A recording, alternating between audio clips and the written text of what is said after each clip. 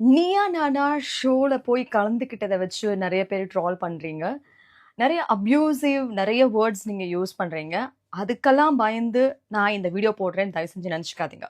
நீயா நானால என்ன நடந்துச்சு அப்படிங்கிறத ஃபர்ஸ்ட் ஆஃப் ஆல் எல்லாருமே தெரிஞ்சுக்கணும்.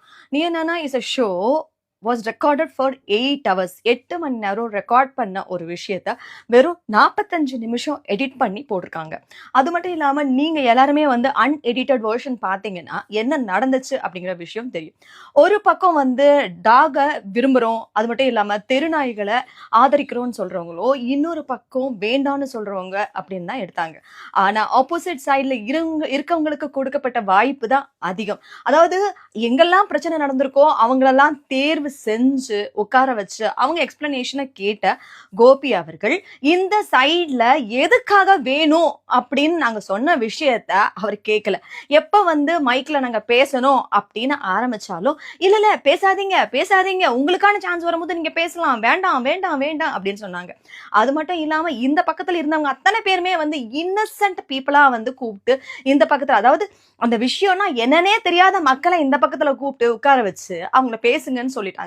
இந்த பக்கத்துல இருந்தவங்க வந்து முழுக்க முழுக்க அத பத்தின நெறைய விஷயங்கள் தெரிஞ்சவங்க மட்டும் இல்லாம, யார் யாரெல்லாம் பாதிக்கப்பட்டாங்களோ அவங்கள தேடி கண்டுபிடிச்சு கூட்டிட்டு வந்து ஒரு டாக் ஷோல உட்கார வச்சு, "என்ன பண்ணணும்னு நெனச்சீங்க?" அப்படின்னு எங்களுக்கு தெரியல. என்ன நீங்க வந்து இந்த 2 பேரையும் வந்து மோத விட்டு அழகு பார்க்கணும்னு ஆசைப்பட்டீங்களா? மேட்டர் ஆஃப் டிஆர்பி எதுக்காக நீங்க இந்த மாரியான ஒரு ஒரு அக்லி கேம் விளையாடி இருக்கீங்கங்கிறது எங்களுக்கு ஒண்ணுமே புரியல.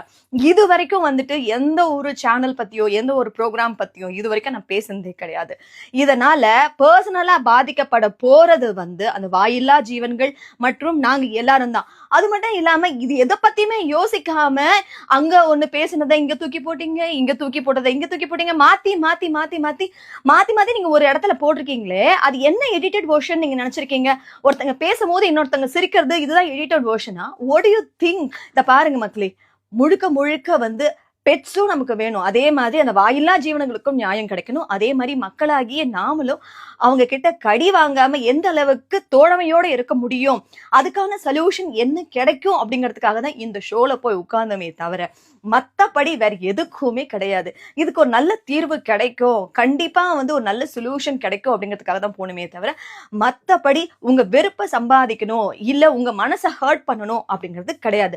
நானும் ஒரு மனுஷி தான், எனக்கும் ஒரு குடும்பம் இருக்கு. அப்படி இருக்கும்போது எப்படி உங்க எல்லாரையும் நான் வெறுக்க முடியும்? இன்னைக்கு இந்த இடத்துல நான் இருக்கேன்னா அதுக்கு முக்கியமான காரணமே நீங்க எல்லாரும் தான்.